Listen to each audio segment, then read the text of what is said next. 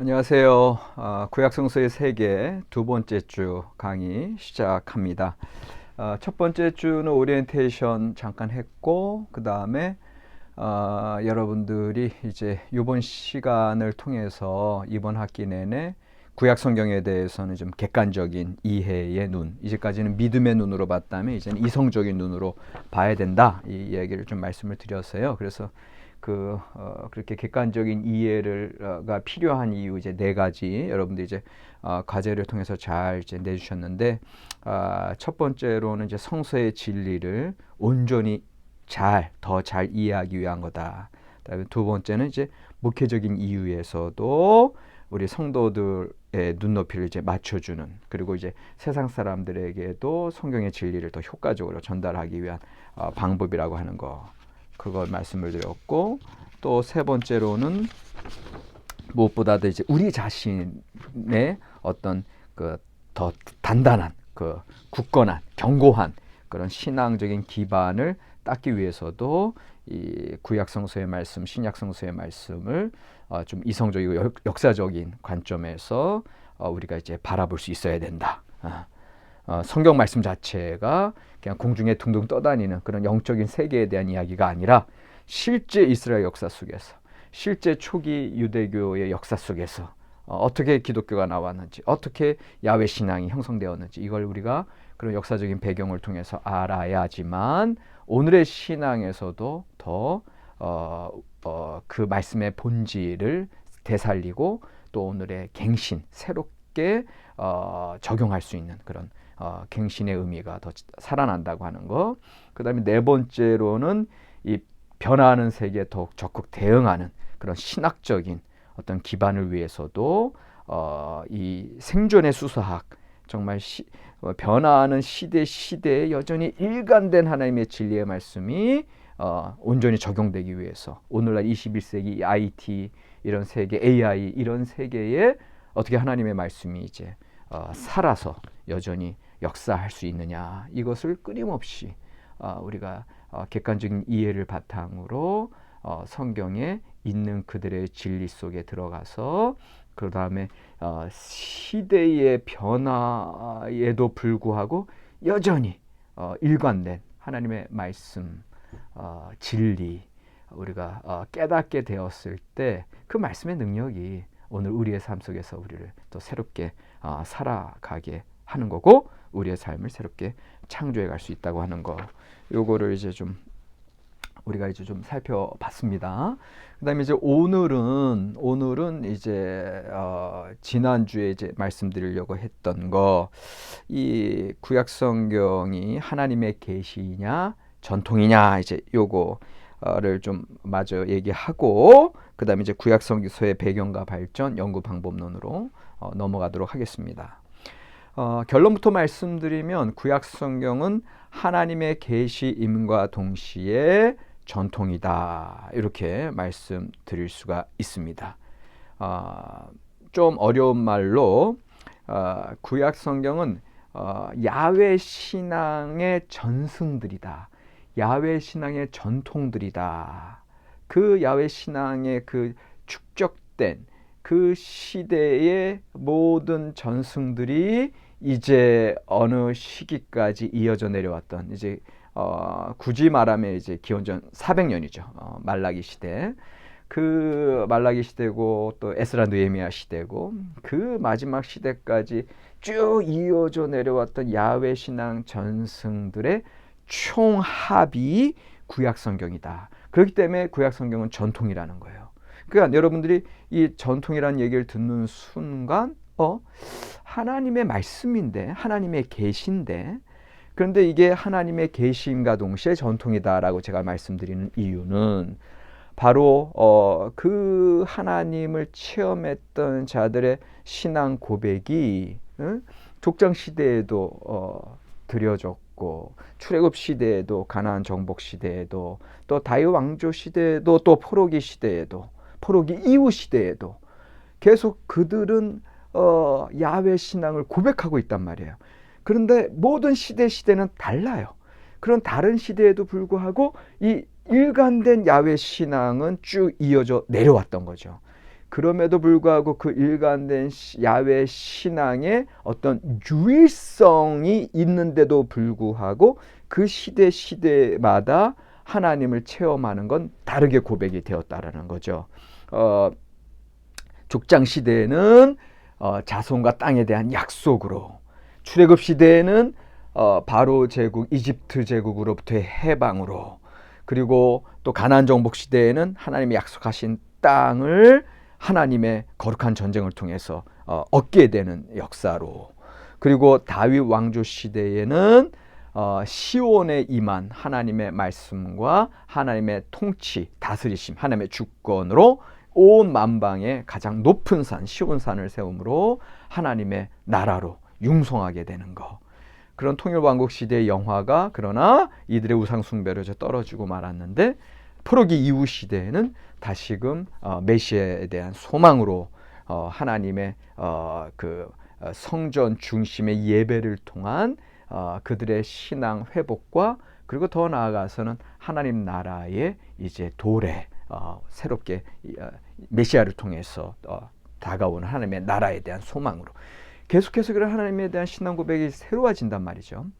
자, 이 구약 성경이라고 하는 것은 이제 구약 성경의 정의란 말이에요. 정의. 구약 성경의 데피니션은 바로 이 모든 다양한 야훼 신앙의 전승들의 총합이 구약 성경이다. 그래서 그 속에서 하나님의 계시성도 우리가 발견할 수 있고, 또 그 속에서 인간의 역사 속에서 그들이 어떠한 신앙 고백을 시대별로 하고 있었는지, 그런 전통들의 그 흐름 해서 이게 전승이거든요. 흐름들, 그 모든 흐름들이 축적되어 있고, 단지 축적되어 있을 뿐만 아니라 야훼 신앙이라고 하는 그런 신앙, 체계적인 신앙으로 통합되어 있다라고 하는 거죠. 사실은 성경 말씀을 보면 오경에서 얘기하는 게 다르고, 지혜서에서 얘기하는 게 다르고, 예언서에서 얘기하는 게 다를 수가 있단 말이죠. 그러나 우리가 구약성서 신학을 이제 우리가 다 신학자로서, 설교자로서 설 때에는 그것을 체계적으로 우리가 이해하는 그런 안목을 가지고 말씀을 선포할 수 있어야 되는 거거든요. 그러니까 그냥 이때 다른 걸로 그렇게 이제 그냥 파편적으로만 알고 있는 것은, 우리가 성경 공부할 때는 이제 그렇게 파편적으로 알고 있는 거지만, 이제 구약성서의 세계, 구약 개론 과목을 듣고, 또 이스라엘 역사 쭉 보시고, 또 이제 성서 해석 방법론을 하시면서 구약성서 신학이라고 하는 체계적인 그런 학문, 그런 정리하는 차원에서 이제 우리가 서야 그때야 비로소 이 성경 말씀을 이제 해석할 수 있고 설교할 수 있는 라이선스를 딸 수 있는 거거든요. 예. 그게 이제 우리가 이제 신학과를 쭉 신학대학교 1, 2, 3, 4학년, 그 다음에 신학대학교를 안 나오신 분들은 MDiv 과정, 대학원 과정 1, 2, 3년 그 목회학 석사 과정을 통해서 이 라이선스를 따야 되는 거거든요. 그런데 이제 문제는 이 구약성서 개론, 이스라엘 역사, 주석 방법론, 그 다음에 이제 구약성서 신학까지 이렇게 우리가 체계적으로 쫙 이렇게 배워왔던 것이 많이 약하죠. 예. 그래서 여전히 그런 것 뭐 물론 다 갖춰져 있다고 할지라도 하나님의 말씀을 우리가 어떻게 알겠습니까? 그럼에도 불구하고 일단은 우리가 그런 학문 어떤 학문적인 어떤 기초가 쌓여 있어야 그 위에 또 하나님의 이 계시성을 더 깊이, 그 진리를 이제 온전히 받아들일 수 있는 거거든요.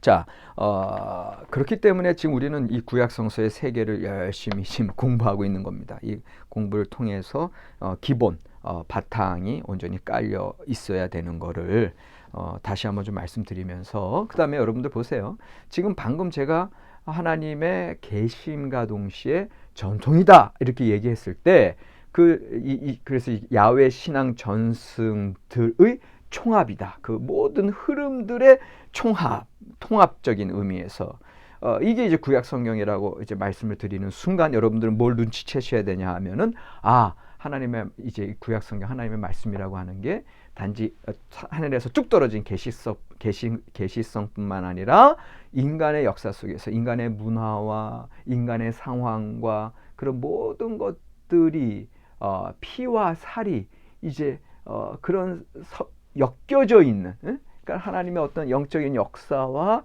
또 인간적인 어떤 그런 물질적인 삶과 역사적인 상황들이 이제 함께 통합되어서 하나님의 뜻을 드러내는 게 구약 성경이구나. 그렇게 이제 여러분들 이해를 하셔야 되는 거죠. 그렇게 이해할 때에 그러니까 우리가 성경 말씀을 받아들일 때 믿음의 눈과 이성의 눈이 동시에 작용해야 되는 거구나. 그럴 때 온전한 성경을 이해할 수 있구나. 이제 이거를 여러분들이 이해하실 수가 있는 겁니다. 요 정도로 구약 성경의 정의, 신앙 전승들의 총합이다. 요 정도로 이제 좀 말씀을 드리고요. 이제 제 강의를 계속해서 들으시면서 특별히 성경에 대한 객관적인 이해를 우리가 목적으로 이번 학기를 진행하면서 이 신앙 전승, 야훼 신앙 전승, 이 개념이 계속해서 여러분들이 살아 있어야 돼요. 예. 왜냐하면 구약 성경에 딱 우리가 맞닥뜨렸을 때에 여러분들이 여러 다양한 전승들의 총합으로 이해하는 순간 구약 성경의 말씀을 입체적으로 이해할 수가 있는 겁니다. 이제까지는 단편적으로 그냥 이성적인 믿음의 눈으로만 믿음으로만 받아들이셨다면 이제는 시대의 구분들이 있고 그 다음에 그때마다 다양한 신앙 고백과 다양한 신앙 정통들이 있었고 이것들을 여러분들이 이해하게 되면서 입체적으로 이해할 수가 있게 되는 거거든요. 이걸 쉬운 말로 하면 여러분들이 지금 안군조라고 하는 인물을 지금 맞닥뜨리고 있는데 사실은 여러분들은 현재로서는 그냥 안군조에 대해서 단편적으로만 아세요. 왜? 교수로서, 뭐 구약학 박사로서, 학자로서 안군조를 이제 보시잖아요. 그런데 안군조를 이루고 있는 게 그것만 있어요? 제 이제까지의 그 50년이 넘는 이런 삶의 그런 삶 속에서 제 안에 축적되어 있는 전통이 있죠. 전통. 저희 가족 부모님으로부터 할아버지 할머니로부터 내려오는 그런 어떤 그런 가정적인 또 그런 혈통적인 어떤 그런 유산들이 제게 있고 그 흐름들이 있고 그다음 어릴 때부터 이 안씨 가문에서의 어떤 문화적인 어떤 또 그런 또 기질적인 그런 전통들이 들어와 있고 그 다음에 제가 이제 감리교 목사로서 또 감리교 교단에서 이제 요한 웨슬레의 신학적인 어떤 그런 전통들이 들어와 있고 그 다음에 제가 또 대학교 2학년 때 성령 체험을 하고 또 이후에도 계속해서 이제 기도원을 다니고 또 뭔가 하나님의 은사를 경험하고 이런 영적인 전통들이 들어와 있고 그 다음에 제가 이제 결혼을 해서 남편으로서의 그런 모습들 또 아들들에게는 아버지로서의 모습들 너무나 다양한 흐름이 안군조라는 사람에게 있죠. 그러니까 여러분들이 안군조를 제대로 이해하려면 단지 교수로서 학자로서 보는 어떤 그런 단편적인 거에서 그 다양한 여러 전승들을 듣고 알므로써 경험함으로써 온전히 이해하는 것처럼 구약 성경도 마찬가지라는 거죠. 구약 성경을 온전히 이해하기 위해서는 구약 성경 이제까지 단편적으로만 믿음으로만 봤던 시각이 아닌 역사적인, 문화적인, 문학적인 어떤 그런 다양한 그런 관점들을 통해서 성경에 대한 이해를 더 풍성하게 할 수 있고 온전하게 할 수 있다. 이거를 여러분들이 다시 한번 기억하시면서 그것이 바로 다양한 전승들, 다양한 흐름들이 구약성경에 있구나. 이렇게 이해를 하시는 거고요. 구체적으로 구약성경에 어떤 전승들이 있어요? 율법 전승, 오경에 나타난, 그 다음에 예언 전승, 예언서에 나타난, 그 다음에 또 시가 전승, 시편과 또 예언서에 나타나는 시가들, 시가 전승, 그 다음에 또 지혜 전승, 욥기, 잠언, 전도서 같은 경우 또 지혜 시편 같은 지혜 전승, 그 다음에 이제 다니엘가 같은 경우 이제 묵시 전승. 너무나 다양한 전승들이 있고 그것을 또 세분하면 제사장 전승도 있고요.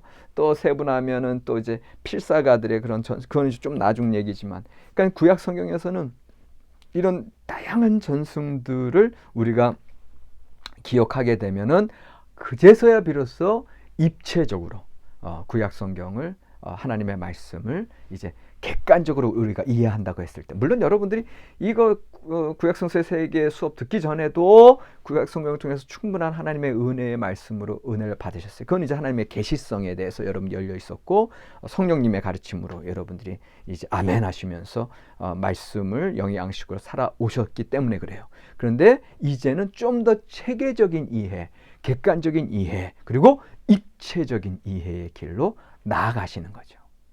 자, 이렇게 하다 보면은 이제 여러분들이 어떤 문제에 봉착하게 되는데, 어느 순간 제가 믿음으로 이해했던 것과 이렇게 이성적이거나 역사적으로 이해했던 것들이 모순이 될 수 있고 부딪힐 수가 있는 어떤 그런 지점에 도달하거든요.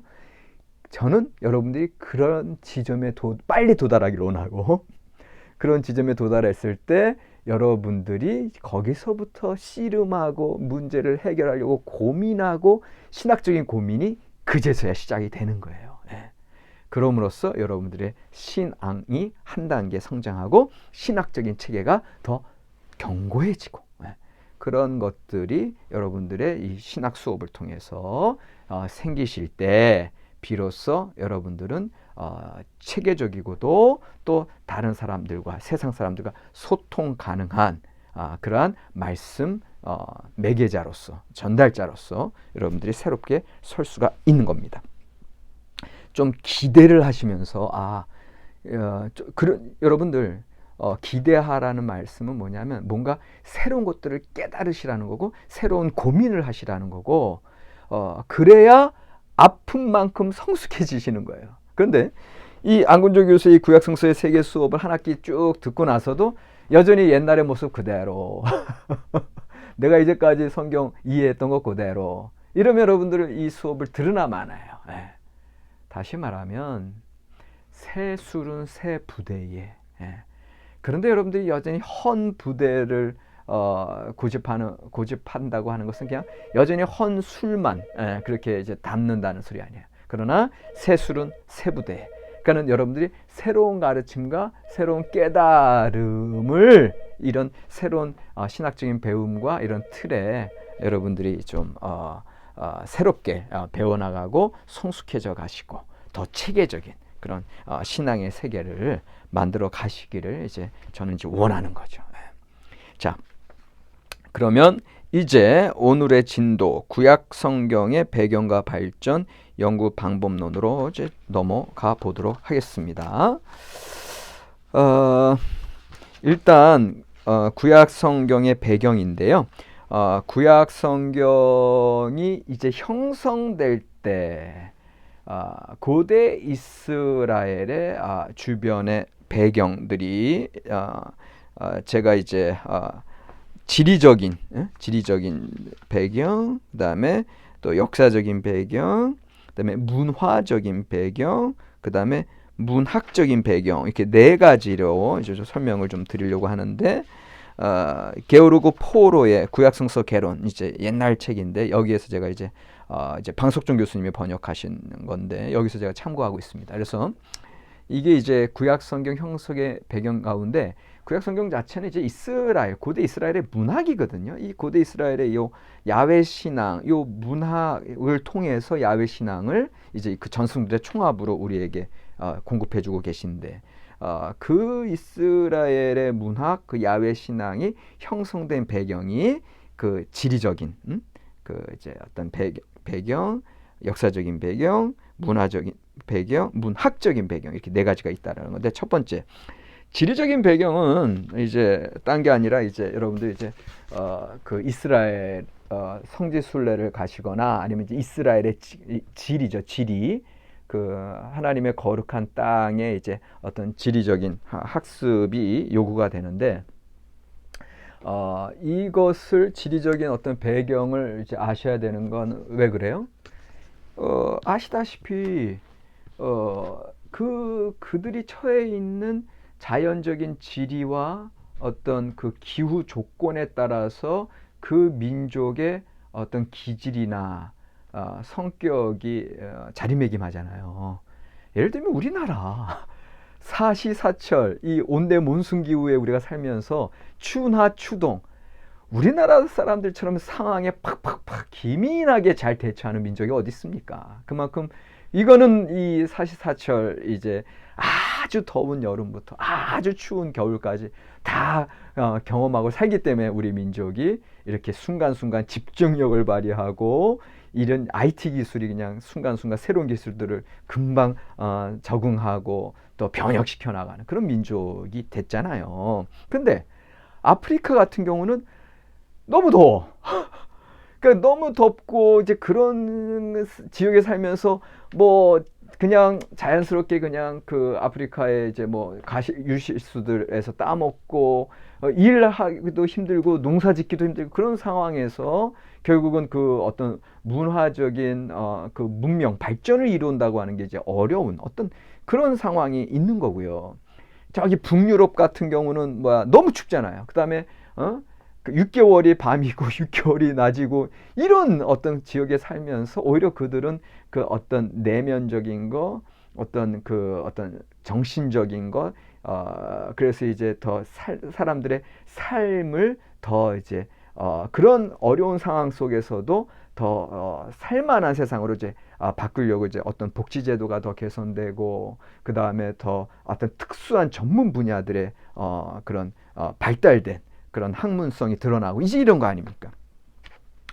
그러니까는 자 이스라엘 하면 뭐예요? 이스라엘 하면은 이게 사막 기후란 말이에요. 척박한 땅이란 말이에요.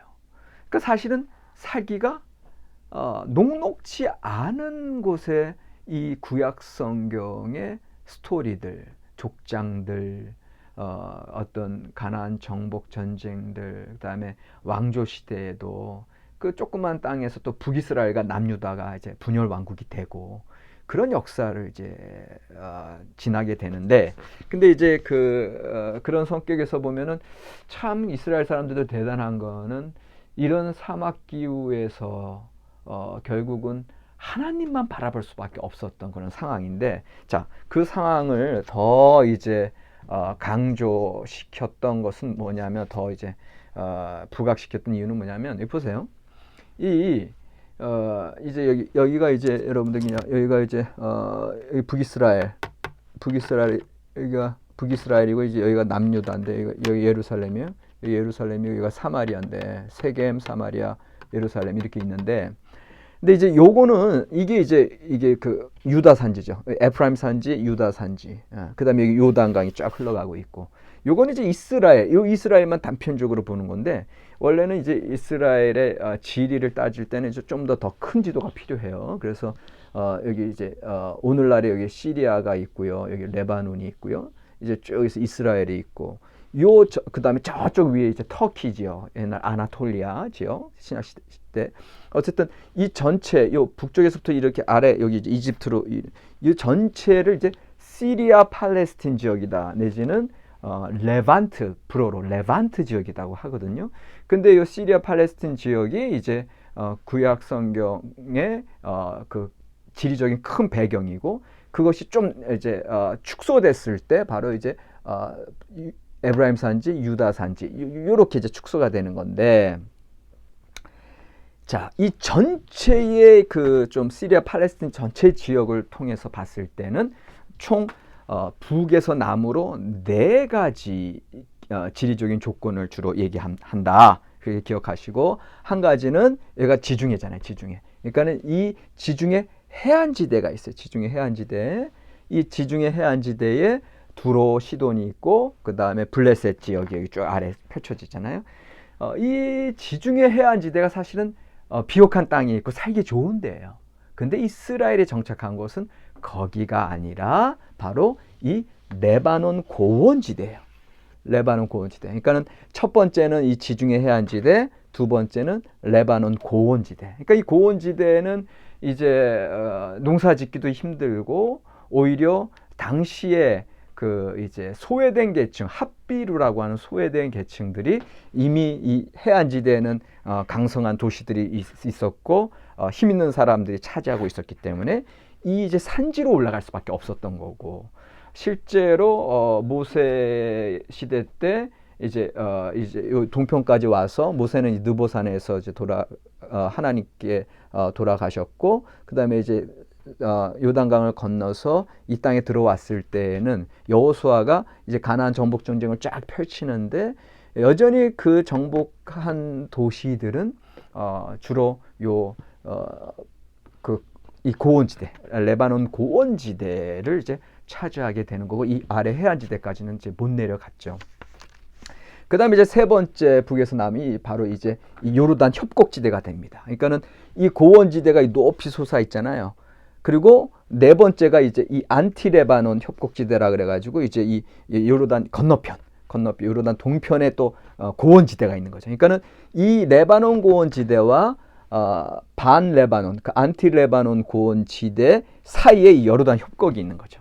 그러니까 이스라엘의 역사는 사실은 그냥 이쪽 레바논 고원지대와 그 다음에 요르단 협곡, 하여튼 요 지역만 살아가고 있었고, 이 동부, 이제 요르단 동부의 이 안티레바논 고원지대는 이제 아시다시피 암몬, 모압, 에돔이 또 자리하고 있었고, 그런 이제 지리적인 조건이 있었다. 그 다음에 사실 여기 이제 레바논 고원지대이기 때문에 이스라엘의 이제 에브라임 산지 유다 북쪽에 북이스라엘, 또 남쪽에 남유다, 이제 에브라임 산지와 유다 산지를 보시면 또 이 지역마다 이게 산들이 있어가지고 그 과거에 서로 소통이 활발한 것은 아니었단 말이에요.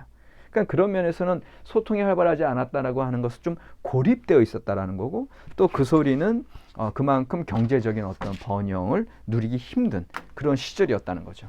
그러니까는 그래서 실제로 이스라엘 역사가들이 하는 얘기 중에는 뭐 어떤 얘기가 있냐면은 북이스라엘과 남유다가 주변 다른 당시에 두로나 시돈, 또 블레셋 지역, 아니면 이제 그 위쪽에 이제 아람 제국, 그런 도시 국가들에 비해서 그렇게 강성하지 못했을 것이다. 이게 이제 이런 지리적인 배경을 통해서 이제 충분히 추론 가능한 이야기들이 되겠고요.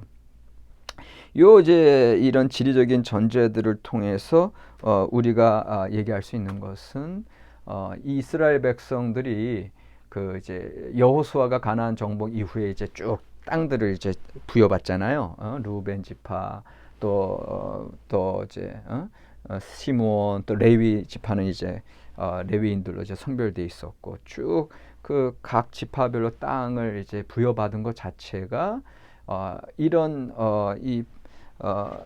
여러 지역에 이제 물론 여기에 보면은 이제 여기 이제 스불론파, 또 여기 이사갈, 그 다음에 여기는 에프라임, 그 다음에 단지역이 나중에 저 위쪽으로 올라가지만, 그 다음에 이제 이 므낫세 반지파도 여기 있고, 갓 지방, 길르앗 지방, 갓 지역이 있고, 벤자민, 유다, 이제 다 이렇게 나뉘어져 있는데, 중요한 건 이런 지파들 사이, 이게 이제 사사 시대까지는 아직 통일 왕국이 이루어지기 전이니까, 이런 사사 시대 때만 하더라도 이제 지파별로 좀 색깔이 다양했을 것이다.